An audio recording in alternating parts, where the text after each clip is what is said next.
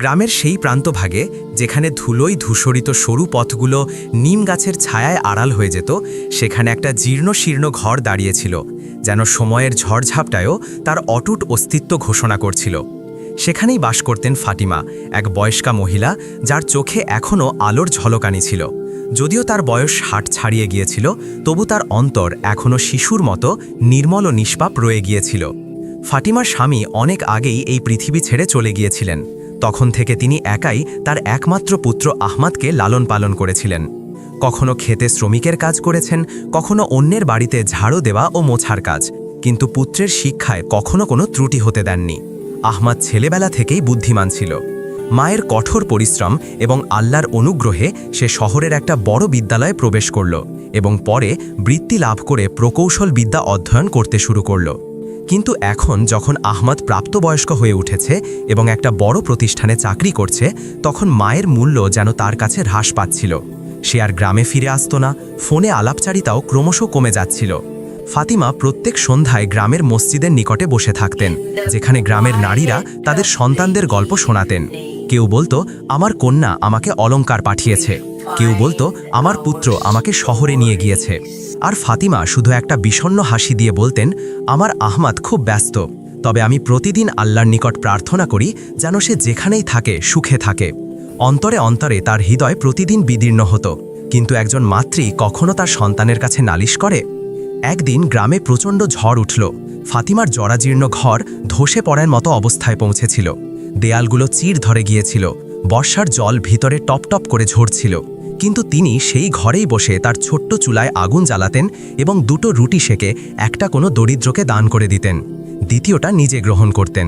যখন যাত্রীরা গ্রামের রাস্তা দিয়ে অতিক্রম করত, তখন প্রায়শই সেই বয়স্কা মাতৃর হাতের রুটির সুবাস তাদের আটকে দিত। একদিন এক বয়স্ক দরবেশ সেখান দিয়ে যাচ্ছিলেন। ফাতিমা তার একমাত্র রুটির অর্ধেক অংশ তাকে প্রদান করলেন। দরবেশ তাকে অবলোকন করে বললেন, তোমার পুত্র তোমাকে বিস্তৃত করেছে, কিন্তু তুমি তাকে ত্যাগ করনি। তোমার এই প্রেম আল্লাহর মার্গ। প্রার্থনা করো, দেখবে একদিন তোমার প্রার্থনাই তোমার পুত্রের জান্নাতের পথ হয়ে উঠবে। ফাতিমার চোখে অশ্রু এলো, কিন্তু অন্তরে আবার একটা আশার স্ফুলিঙ্গ জ্বলে উঠল। সেই রাতেই ফাতিমা নীরবে একাকী সেজদায় মস্তক রেখে বললেন, হে আল্লাহ, আমার পুত্র আমাকে ভুলে গেছে, কিন্তু আমি তাকে ভুলিনি। তাকে সঠিক পথ দাও, প্রেম দাও এবং তাকে সেই মার্গ দেখাও যা সরাসরি তোমার দিকে নিয়ে যায়। সেই রাতের প্রার্থনা আকাশে পৌঁছে গিয়েছিল। শহরের বিশাল রাস্তাগুলোয় দ্রুতবেগী যানবাহন, হোর্ডিংয়ে চকচকে মুখমণ্ডল আর রাত্রির সময়ও ঝলমলে আলোকসজ্জা, এটাই এখন আহমদের জগৎ ছিল। উঁচু অট্টালিকায় গড়ে ওঠা তার অফিস এবং অ্যাপার্টমেন্টে সকল সুবিধা উপস্থিত ছিল, কিন্তু অন্তরে একটা বিচিত্র শূন্যতাও ছিল, একটা নিস্তব্ধতা যা কখনো একজন মাতৃর হাতের স্পর্শে পূর্ণতা পেত।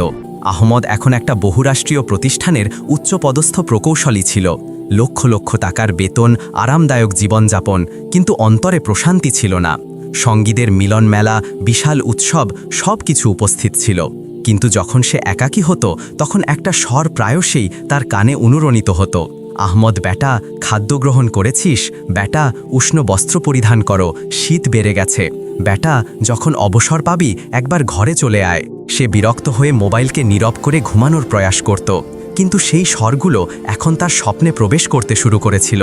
একদিন অফিসে একটা গুরুত্বপূর্ণ উপস্থাপনা ছিল। আহমদ খুব কষ্ট করে প্রস্তুতি নিয়েছিল, কিন্তু অকস্মাৎ তার ল্যাপটপ বিকল হয়ে গেল, সমস্ত তথ্য হারিয়ে গেল। ঊর্ধ্বতন কর্মকর্তা ক্রোধে বললেন, if you can't handle pressure, maybe you are not fit for this level. সেদিন প্রথমবার আহমদ অফিসের পর একাকী একটা উদ্যানের বেঞ্চে বসে আকাশের দিকে চেয়ে রইল। শৈশবে মা তাকে এই আকাশ দেখিয়ে বলতেন, যা এখানে লভ্য নয়, ওই ওপরে আল্লাহর নিকট লভ্য, তার কাছে প্রার্থনা করো। আহমদের চোখ জলে ভরে উঠল। অনেক বছর পর প্রথমবার সে মস্তক অবনত করে অনিচ্ছুকভাবে হলেও প্রার্থনার মতো বলল, যদি তুমি কোথাও অস্তিত্বশীল হও, তবে আমাকে প্রশান্তি প্রদান করো, আমাকে মার্গ দেখাও। সেই রাতে সে তার অ্যাপার্টমেন্টে প্রত্যাবর্তন করল। দেখল ভোজনকক্ষের টেবিলে রাখা খাদ্যে লবণ অতিরিক্ত হয়ে গেছে। চাকরের কাছে ক্রোধে জিজ্ঞাসা করল, এটা কি ভক্ষণযোগ্যও নয়? আর তখনই যেন তার মস্তিষ্কে একটা তারা উন্মোচিত হলো। তাকে স্মরণ হলো যখন মা ভিজে কাঠ দিয়ে চুলা জ্বালিয়ে রুটি সেঁকতেন, একবার ভুলক্রমে অতিরিক্ত লবণ দিয়ে ফেলেছিলেন। আহমদ বলেছিল, এটা কি নোংরা খাদ্য। মায়ের চোখ জলে ভরে গিয়েছিল, কিন্তু তিনি কিছু উত্তর করেননি, শুধু আরেকটা রুটি সেঁকতে চলে গিয়েছিলেন। সেই রাতে আহমদ ফোপাতে ফোপাতে ক্রন্দন করল। সকাল হতেই সে প্রথমবার মাকে টেলিফোন করল। টেলিফোনের ঘণ্টাধ্বনি শুনে ফাতিমার কম্পিত হস্তে মোবাইল উত্তোলন করলেন। ওপাশ থেকে স্বর এলো, আম্মি, আমি ঘরে আসতে ইচ্ছুক, যদি আপনি অনুমোদন করেন। ফাতিমার চোখ থেকে যে অশ্রুপাত হলো তা ছিল সেই প্রার্থনার সাক্ষ্য যা মা সেজদাই করেছিলেন।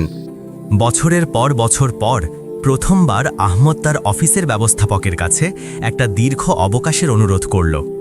যে অবকাশ গ্রহণে সে কখনো সংকোচ করত, এবার শুধু একটা কথা বলে ফর্ম জমা দিল, মায়ের নিকট যেতে হবে, আর এবার বিলম্ব করতে চাই না। রেলগাড়ির টিকিট সংরক্ষণ করা হলো, সামগ্রী সংগ্রহ করা হলো, আর তার বিলাসবহুল অ্যাপার্টমেন্ট থেকে প্রস্থানকালে সে একবার পশ্চাতে দৃষ্টিপাত করল। সে যা কিছু উপার্জন করেছিল তাতে একটা মাতৃর প্রার্থনার সুবাস ছিল না। রেলগাড়ির জানালা দিয়ে বাইরে চেয়ে আহমদ যেন নিজেকে অনুসন্ধান করছিল। প্রত্যেক স্টেশনে অবতরণকারী যাত্রীরা, তাদের গ্রামের দিকে ছুটন্ত শিশুরা আর বোঝা কাঁধে বয়স্করা সবাই তাকে তার মায়ের স্মৃতি স্মরণ করিয়ে দিচ্ছিল। সেই রেলগাড়িতে একজন বয়স্কা নারী উপবিষ্ট ছিলেন, বয়সে হয়তো ফাতিমার সমান। তিনি ধীরে জিজ্ঞাসা করলেন, বেটা, কোথায় যাচ্ছ? আহমদ হেসে বলল, মায়ের নিকট, অনেক দিন পর। নারী হাসলেন, তুমি সৌভাগ্যবান যার মা এখনও তোমার প্রতীক্ষায় রয়েছে। আমাদের মতো অনেকের জন্য তো শুধু স্মৃতিগুলোই অবশিষ্ট থাকে। আহমদের মুখমণ্ডলে কিছু গলিত হল, অন্তর ভারাক্রান্ত হয়ে উঠল। সেখানে উপবিষ্ট অবস্থায় সে একটা পত্র লিখতে আরম্ভ করল, মায়ের নামে। আম্মি, আমাকে ক্ষমা করে দিও, আমি অনেক বিলম্ব করে ফেলেছি। তোমার প্রতীক্ষার আয়ু অনেক দীর্ঘ ছিল, তাই আমি এখনও তোমার পুত্র বলে যোগ্য। তোমার হাতের রুটির স্মৃতি উঠলে শহরের সর্বোত্তম হোটেলের খাদ্যও নিস্তেজ লাগে। তোমার সাথে সাক্ষাৎ করতে আসছি, আর এবার অনন্তকালের জন্য, তোমার আহমদ। ওদিকে গ্রামে ফাতিমা প্রভাত থেকেই উঠোন পরিষ্কার করছিলেন, ঘরের চিরধরা দেয়াল মুছছিলেন, প্রাচীন পর্দা ধৌত করে ঝুলিয়ে দিচ্ছিলেন, যেন কোনো মহান অতিথি আগমন করছে। প্রতিবেশী খালা জিজ্ঞাসা করলেন, কি ঘটেছে বোন ফাতিমা, আজ ঘরে বড় উজ্জ্বলতা দেখছি। ফাতিমা হেসে বললেন, আহমদ আসছে, আমার পুত্র, আমার সেজদার অনুমোদন হয়ে। তার চোখে সেই প্রভা ছিল যা শুধু একজন মাতৃর প্রেমে থাকে। সন্ধ্যা অবতরণ করছিল, সূর্য গ্রামের বৃক্ষের পশ্চাতে অস্ত যাচ্ছিল। ঠিক তখনই গ্রামের মৃত্তিকায় লিপ্ত একটা যুবক, অর্থাৎ আহমদ, স্টেশন থেকে অবতরণ করে পদব্রজে ঘরের দিকে অগ্রসর হচ্ছিল। পদযুগল কম্পিত ছিল, অন্তর দ্রুত স্পন্দিত হচ্ছিল, আর চোখে ছিল সেই দ্বারের ছবি যেখান থেকে একজন মাতৃ প্রতিদিন পুত্রের প্রত্যাবর্তনের আশায় দৃষ্টি রাখতেন। দ্বার উন্মোচিত হল, আর উঠোনে দণ্ডায়মান ফাতিমা যেন কালকে স্থির করে দিলেন। চোখ যা দর্শন করল, অন্তর তা চিনে নিল, আহমদ। তিনি দৌড়ে গিয়ে পুত্রকে বক্ষে আলিঙ্গন করলেন। অশ্রু, দীর্ঘশ্বাস, প্রেম সব কিছু সেই এক ক্ষণে সমাহিত হল। আহমদ শুধু একটা কথা বলতে সমর্থ হল, আম্মি, বিলম্ব হয়ে গেছে, কিন্তু এবার আর কোথাও যাব না। ফাতিমা শুধু বললেন, আমার প্রার্থনা এখন সম্পূর্ণ হলো। গ্রামে প্রভাতের বায়ু যেন ভিন্ন রূপে ছিল। মৃত্তিকা থেকে উঠে আসা মৃদু সুবাস, মসজিদের আজানের অনুরণন, আর সেই প্রাচীন উঠোনে উপবিষ্ট একজন মাতৃ যিনি এখন হাসছিলেন। তার পাশে এখন তার পুত্র ছিল। আহমদ উঠেই মায়ের চরণে অবনত হয়ে বলল, আম্মি, এখন এই ঘর আবার জীবন্ত হবে, আপনি যা ইচ্ছা করবেন তাই ঘটবে। ফাতিমা তার মস্তকে হাত রেখে বললেন, বেটা, আমার শুধু তুমি প্রয়োজন, অবশিষ্ট সব তো আল্লাহর প্রসাদ। আহমদ গ্রামে অবস্থানের সিদ্ধান্ত গ্রহণ করল। সে প্রতিষ্ঠানে ইমেল প্রেরণ করে চাকরি ত্যাগ করল। সঙ্গীরা, অফিসের কর্মীরা সবাই বলল, এত উচ্চ পদস্থান, এত অর্থ, তুমি গ্রামে গিয়ে কি করবে? কিন্তু আহমদ এখন উত্তর দিয়েছিল, আমি এখন সেখানে বাস করতে চাই যেখানে আমার মায়ের প্রার্থনা রয়েছে। গ্রামে এই সংবাদ অগ্নির মতো বিস্তার লাভ করল। আহমদ প্রত্যাবর্তিত হয়েছে, শহর ত্যাগ করে এসেছে তার মায়ের জন্য। মানুষ প্রথমে বিস্মিত হল, তারপর ক্রমশ সম্মানের দৃষ্টিতে অবলোকন করতে লাগল। শিশুরা তাকে দেখে হাসত, বয়স্করা প্রার্থনা করত, আর নারীরা বলতো, কাশ আমাদের পুত্ররাও এমন হতো। একদিন ফাতিমা প্রচণ্ড কাশিতে অসুস্থ হয়ে পড়লেন। ঘরের অবস্থাও সুবিধাজনক ছিল না, ছাদ ছিদ্র হয়ে জল ঝরছিল আর দেয়ালে স্যাঁতস্যাঁতে। আহমদ মাকে বলল, আম্মি, এবার আমরা ঘর সংস্কার করাবো, কিন্তু শুধু আমাদের জন্য নয়, এই গ্রামের এবং সেই সব মাতৃপুত্রের জন্য যাদের কোনো আশ্রয় নেই। ফাতিমা বিস্ময় ভরে জিজ্ঞাসা করলেন, কি অর্থ বেটা? আহমদ হেসে বলল, আমি একটা দোয়াঘর নির্মাণ করতে চাই, যেখানে বয়স্কা মায়েরা যাদের পুত্ররা তাদের পরিত্যাগ করেছে, আমি তাদের জন্য পুত্র হয়ে উঠব। এবং তখনই আরম্ভ হলো এক নতুন পথ চলা। আহমদ গ্রামের পঞ্চায়েতের নিকট থেকে অনুমোদন লাভ করল, ভূমি ক্রয় করল, প্রাচীন গোদাম সংস্কার করল, গ্রামের যুবকদের কর্ম প্রদান করল। কেউ ইট সরবরাহ করছিল, কেউ সিমেন্ট, কেউ রং। আর কয়েক সপ্তাহের মধ্যে সেখানে একটা ক্ষুদ্র কিন্তু নির্মল কেন্দ্র স্থাপিত হল, দোয়াঘর, মায়েদের আশ্রয়। যখন প্রথম মাতৃ সেই ঘরে আগমন করলেন, কম্পিত চোখ, বিদীর্ণ আশা নিয়ে, আহমদ স্বয়ং তার চরণ ধৌত করে বলল, এখন আপনি একাকী নন আম্মা, এটা আপনার নিবাস। আর সেদিন ফাতিমা প্রথমবার আল্লাহর সামনে সেজদা করে বললেন, হে আল্লাহ, তুমি আমার পুত্রকে শুধু প্রত্যাবর্তিত করনি, তাকে তোমার মার্গ দেখিয়েছ, যেখানে এক মাতৃর প্রার্থনা শুধু এক পুত্রকে রূপান্তরিত করেনি, বরং সমগ্র গ্রামের নিয়তি রূপান্তরিত করতে আরম্ভ করেছিল। গ্রামে এখন প্রভাত ভিন্নভাবে হতো। আগে যেখানে শুধু পক্ষীদের কলরব শোনা যেত, এখন সেখানে একটা নতুন ধ্বনি অনুরণিত হতো। বেটা, এই চা তো ঠিক সেই রকম যেমন আমার নাজমা প্রস্তুত করত। আম্মা, এখন থেকে প্রতিদিন প্রভাতে ঔষধ লভ্য হবে, উদ্বিগ্ন হবেন না।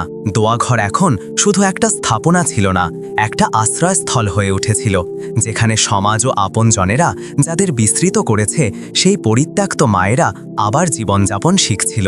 আহমদ প্রতি প্রভাতে ফাতিমার সাথে সেখানে যেত। তার হস্তে একটা খাতা থাকত। প্রত্যেক মাতৃর প্রয়োজনীয়তা, তাদের ঔষধ, ভোজন, দুঃখ সব কিছু তাতে অঙ্কিত থাকত।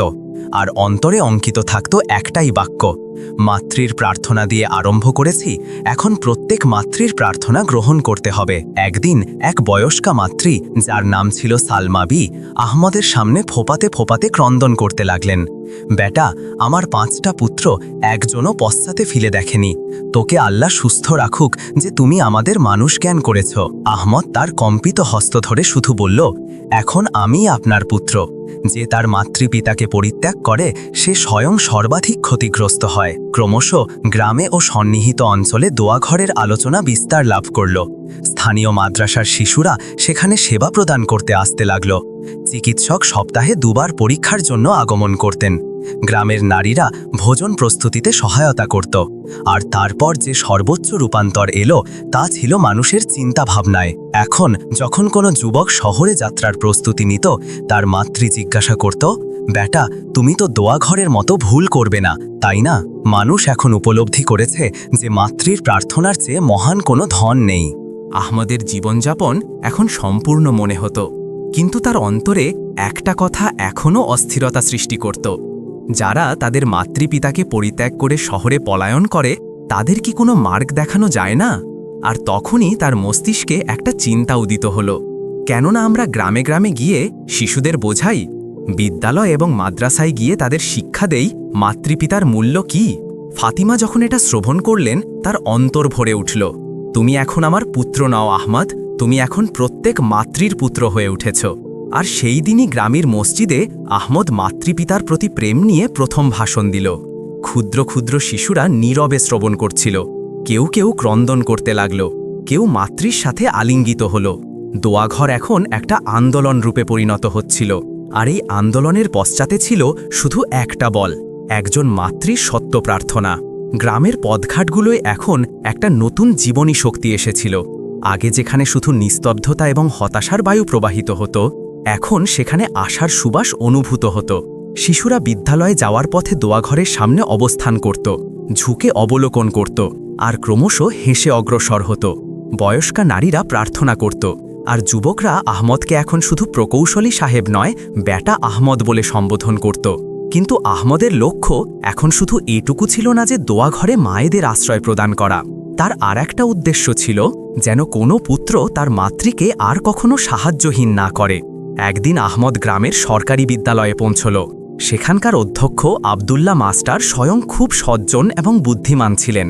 তিনি বললেন, নিশ্চয়ই আহমদ সাহেব, যদি আপনি শিশুদের কিছু উত্তম বোঝাতে চান, আমাদের দ্বার সর্বদা উন্মুক্ত। আর তারপর গ্রামের মাদ্রাসা, বিদ্যালয়, এমনকি কিশোর সংশোধন কেন্দ্র পর্যন্ত সব স্থানে আহমদ তার অন্তর থেকে উঠে আসা কথাগুলো বিতরণ করতে লাগল। সে বলতো, জান্নাত মাতৃর চরণতলে, আর যে মাতৃকে একাকী করে সে স্বয়ং কোন মার্গে মনে করে। একদিন শহর থেকে একজন সাংবাদিক এলেন, আয়েশা খান, যিনি গ্রামীণ অনুপ্রেরণা নামে একটা পত্রিকার জন্য কার্য করতেন। তিনি দোয়াঘরের আলোচনা শ্রবণ করেছিলেন।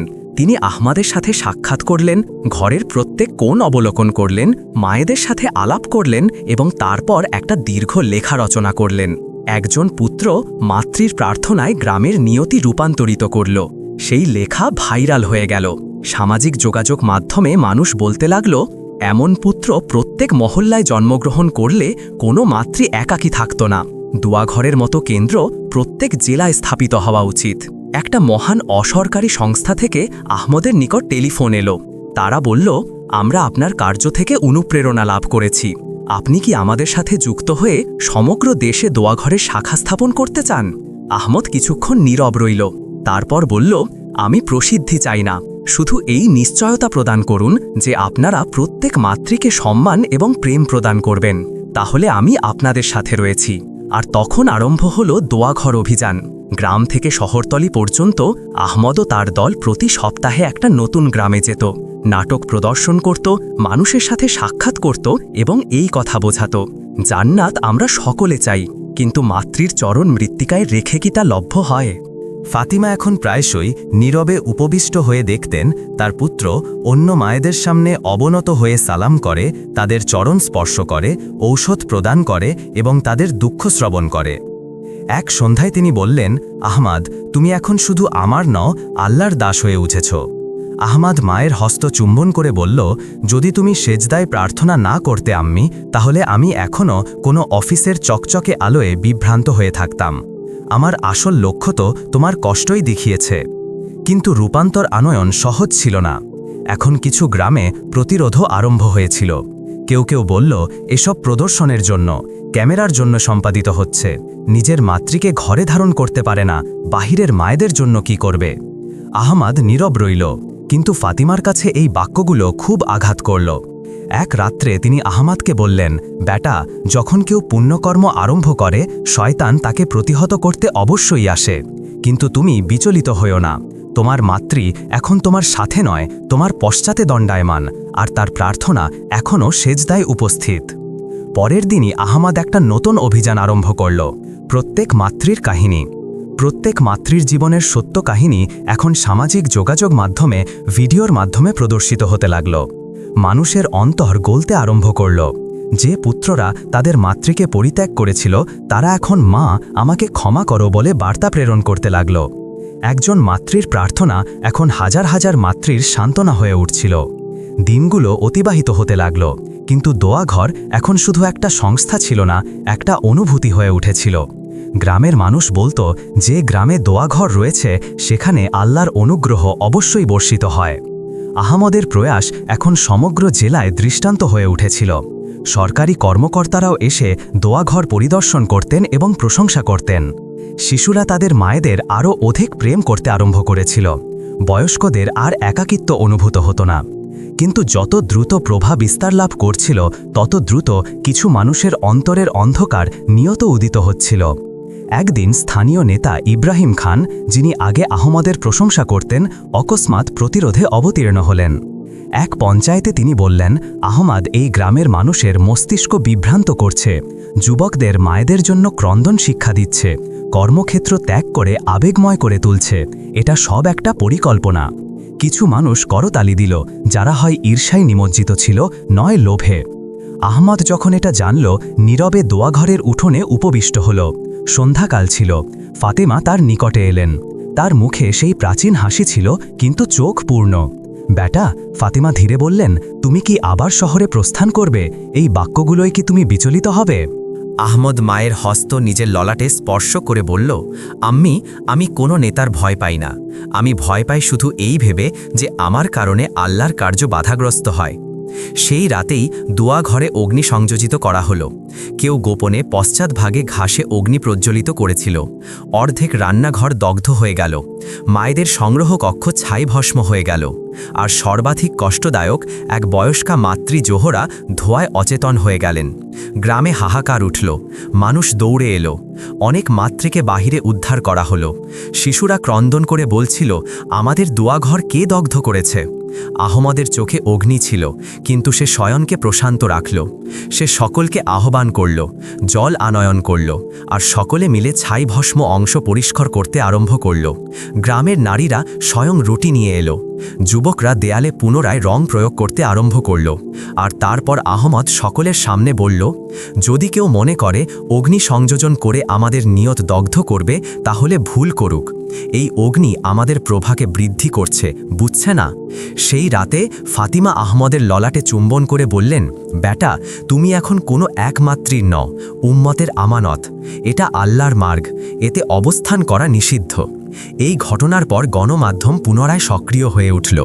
চ্যানেলে সংবাদ প্রচারিত হল, গ্রামে মায়েদের ঘর দগ্ধ করা হয়েছে, কিন্তু পুত্র দগ্ধ হয়নি।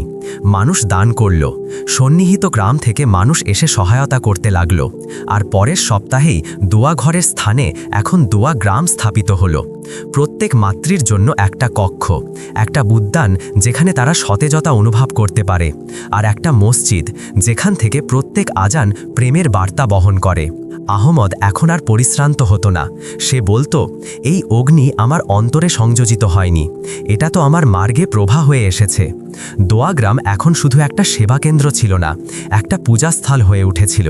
প্রতি প্রভাতে মায়েদের প্রার্থনায় বায়ু সুস্বাদু হতো, আর প্রতি সন্ধ্যায় শিশুদের স্বরে উঠোন প্রাণবন্ত থাকত। গ্রাম এখন রূপান্তরিত হয়ে গিয়েছিল। মানুষের চিন্তায় কোমলতা এসেছিল, আর মায়েদের মুখমণ্ডলে তৃপ্তি। কিন্তু যখনই কেউ পুণ্য মার্গে পদার্পণ করে, শয়তান কোথাও না কোথাও কণ্টক বিস্তার করে। একদিন গ্রামে এক নতুন কন্যা আগমন করল, ফিরদৌস, একজন সমাজকর্মী। সে আহমদের কার্য থেকে অনুপ্রাণিত হয়ে তার সেবা প্রদানের প্রস্তাব দিল। আমি প্রত্যেক গ্রামে গিয়ে মানুষকে শিক্ষা দিতে চাই মাতৃপিতার গুরুত্ব কি। যদি আপনি অনুমোদন করেন, আমি আপনার সাথে থেকে শিক্ষা নিতে চাই, ফিরদৌস বিনয়ভাবে বলল। আহমদ হেসে মস্তক সঞ্চালন করল। এখানে কার্য করতে হলে অন্তর নির্মল এবং ইচ্ছাশক্তি দৃঢ় প্রয়োজন। যদি তোমার এই দুটি থাকে, তাহলে তোমাকে স্বাগতম। কয়েক সপ্তাহ সকল কিছু সুন্দরভাবে চলল। ফিরদৌস দিবসে শিশুদের শিক্ষা দিত, বয়স্কা নারীদের যত্নে সহায়তা করত, আর সন্ধ্যায় আহম্মদের সাথে উপবিষ্ট হয়ে পরিকল্পনা করত। কিন্তু এই বর্ধমান ঘনিষ্ঠতা নিয়ে গ্রামে ফিসফিসানি আরম্ভ হয়ে গেল। ওই কন্যা সর্বদা আহম্মদের সাথে দৃশ্যমান হয়। এটা কি সব প্রদর্শনের অংশ নয়? ফাতিমাও কি এটা অবগত? আহম্মদের নিকট কথাগুলো পৌঁছল, কিন্তু সে তা অগ্রাহ্য করল। তার জন্য লক্ষ্য ছিল মহান, কথাগুলো তুচ্ছ। কিন্তু ফাতিমা এসব অনুভূত করলেন। এক সন্ধ্যায় তিনি আহম্মদকে আহ্বান করে ধীরে জিজ্ঞাসা করলেন, বেটা, তুমি যা সম্পাদন করছো তার নিয়ত কি পবিত্র? আহম্মদ মায়ের হস্ত ধরে বলল, আম্মি, আমার অন্তর সাক্ষ্য দেয় যে আমি যা করছি তাতে আল্লাহর সন্তোষ রয়েছে। হ্যাঁ ফিরদৌস পুণ্যবতী, কিন্তু আমি শুধু তার সহায়তার মূল্যায়ন করি, আর কিছু নয়। ফাতিমা পুত্রের চোখে দৃষ্টি রেখে কিছুক্ষণ নীরব রইলেন। তারপর বললেন, যদি ওই কন্যা তোমাকে পুণ্যমার্গে সহযোগিতা করছে, তবে তার সম্মান তোমার হস্তে আমানত। স্মরণ রাখো, পরীক্ষায় উত্তীর্ণ হয় শুধু নিয়ত দিয়ে, সফলতা দিয়ে নয়। কিন্তু গ্রামে আর একটা ঝড় উঠল। ইব্রাহিম খান ও তার সহযোগীরা গুজব বিস্তার করল যে দোয়াঘর এখন প্রার্থনা নয়, প্রদর্শন। সেখানে সম্পর্ক গড়ে ওঠে, পূজা নয়। তারা সামাজিক যোগাযোগ মাধ্যমে সম্পাদিত ভিডিও বিস্তার করল। সংবাদপত্রে অসত্য সংবাদ ছাপানো হলো। দোয়া গ্রামকে অপমানিত করার ষড়যন্ত্র রচিত হলো। আহম্মদের ওপর প্রশ্ন উত্থিত হল। দানকারীরা টেলিফোন করা বন্ধ করল। সরকারি অর্থায়ন স্থগিত করা হলো। মানুষ পুনরায় চিন্তা করতে লাগল, আহম্মদ কি সত্যিই রূপান্তরিত হয়েছে? মায়েদের চোখে আতঙ্ক প্রত্যাবর্তিত হল। শিশুরা ভীত হয়ে উঠল। আহম্মদ পুনরায় সকলকে একটা মাঠে আহ্বান করল। ফাতিমা পার্শ্বে উপবিষ্ট ছিলেন, ফিরদৌস পশ্চাতে দণ্ডায়মান ছিল। আহমদ সকলের সামনে বলল, আমি কখনো মাতৃর ছায়া থেকে বাহিরে এসে অন্য কারো প্রেমকে আমার মার্গ করিনি। ফিরদৌস আমার সাথে ছিল কারণ তার লক্ষ্য আমার মতোই ছিল। যদি আমার নিয়তের ওপর সন্দেহ রয়েছে, আমি দোয়াঘর ত্যাগ করছি, কিন্তু মায়েদের সেবা কখনো পরিত্যাগ করব না। ভিড় নিস্তব্ধ ছিল। অকস্মাৎ ফাতিমা উঠে বললেন, যে পুত্র প্রত্যেক মাতৃকে স্বীয় করে নেয়, তার উপর অভিযোগ করার পূর্বে স্বীয় অন্তরকে জিজ্ঞাসা করো। তোমরা কি কখনো তোমার মাতৃপিতার এতটা মূল্যায়ন করেছ যতটা সে করেছে? ভিড় থেকে এক বয়স্কা মাতৃ জোহরাবি অগ্রসর হলেন, কম্পিতভাবে বললেন, যদি আহমদ এখান থেকে প্রস্থান করে তবে আমরা সকলে পুনরায় সাহায্যহীন হয়ে যাব। তারপর ভিড় থেকে একটা স্বর উঠল, ক্ষমা করো বেটা, আমাদের ভুল হয়েছিল। পরের দিন সরকারি দল তদন্ত সম্পাদন করল। ফিরদৌস সকল অসত্য অভিযোগের বিরুদ্ধে সাক্ষ্য প্রদান করল। আহমদকে শুধু নির্দোষী ঘোষিত করা হল না, দোয়াগ্রামকে জাতীয় স্তরে মানবতার সেবার সম্মান প্রদানের সুপারিশও করা হল।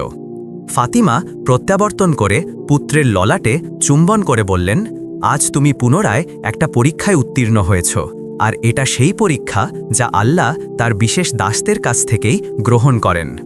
দোয়াগ্রাম এখন এমন এক স্থান হয়ে উঠেছিল যেখানে প্রেম শ্বাস প্রশ্বাস নিত এবং মানবতা হাসত। আহমদ তার জীবন একটাই কার্যে নিয়োজিত করেছিল, মায়েদের সেবা।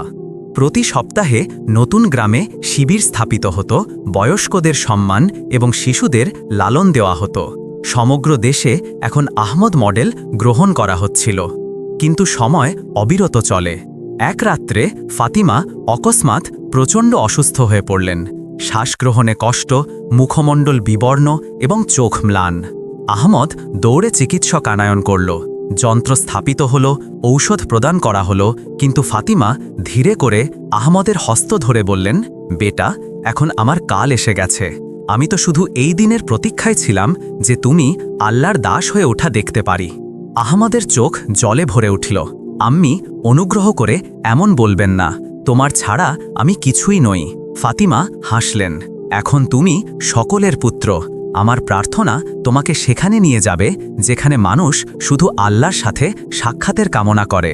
তার কম্পিত ওষ্ঠে শেষবার বললেন, আহমদ, জান্নাত তোমার চরণতলে বিস্তৃত, কারণ তুমি আমার প্রত্যেক মাতৃর প্রেম হয়ে উঠেছ। আর তারপর তার হস্ত নিস্তেজ হয়ে গেল। সমগ্র দোয়াগ্রাম স্তব্ধ হয়ে গেল। প্রত্যেক মাতৃ, প্রত্যেক শিশু, প্রত্যেক যুবক, সকলের চোখ ভিজে গেল। মসজিদে ঘণ্টার পর ঘণ্টা কোরআন পাঠ হল। আর সেই রাতে আহমদ একাকী এক কোণে সেজদায় পতিত হল। হে আল্লাহ, তুমি আমার মাতৃকে তোমার নিকট আহ্বান করেছ, এখন তুমি আমাকে কখনো পরিত্যাগ করো না। মাতৃর মৃত্যুর পর আহমদ স্বয়ংকে আরও অধিক আল্লাহর মার্গে নিয়োজিত করল। সে একটা উইল রচনা করাল, যখন আমি মৃত্যুবরণ করব, আমাকে আমার মাতৃর কবরের ঠিক সন্নিকটে সমাহিত করো, আর দোয়াঘরকে ঠিক সেইভাবে পরিচালনা করো যেভাবে আমার মাতৃ শিক্ষা দিয়েছিল। সে ফাতিমা ট্রাস্ট নামে একটা প্রতিষ্ঠান গড়ে তুলল, যার অধীনে সমগ্র দেশে 114টা দোয়াঘর স্থাপিত হল। এখন হাজার হাজার মাতৃ তাদের পুত্রের প্রতীক্ষায় থাকত না, কারণ তাদের নিকট আহমদের মতো কোনো না কোনো পুত্র পৌঁছে যেত। একদিন একজন সংবাদকর্মী আহমদকে জিজ্ঞাসা করল, আপনি জান্নাত কিভাবে লাভ করলেন? আহমদ শুধু একটা বাক্য বলল, একজন মাতৃর প্রার্থনা এবং একজন পুত্রের সেজদা, এটাই জান্নাতের মার্গ। আর সেই দিন দূরবর্তী কোনো গ্রামে আরেকজন বয়স্কা মাতৃ আকাশের দিকে চেয়ে বললেন, হে আল্লাহ, আমাকেও একজন আহমদ প্রদান করো। বন্ধুরা, আমাদের এই গল্পটি আপনাদের কেমন লাগলো? এটা আমাদের কমেন্ট করে অবশ্যই জানাবেন, এবং ভিডিওটি শেষ পর্যন্ত দেখার জন্য আপনাদের ধন্যবাদ। এমন আরও গল্প দেখতে আমাদের এই চ্যানেলটি সাবস্ক্রাইব করুন।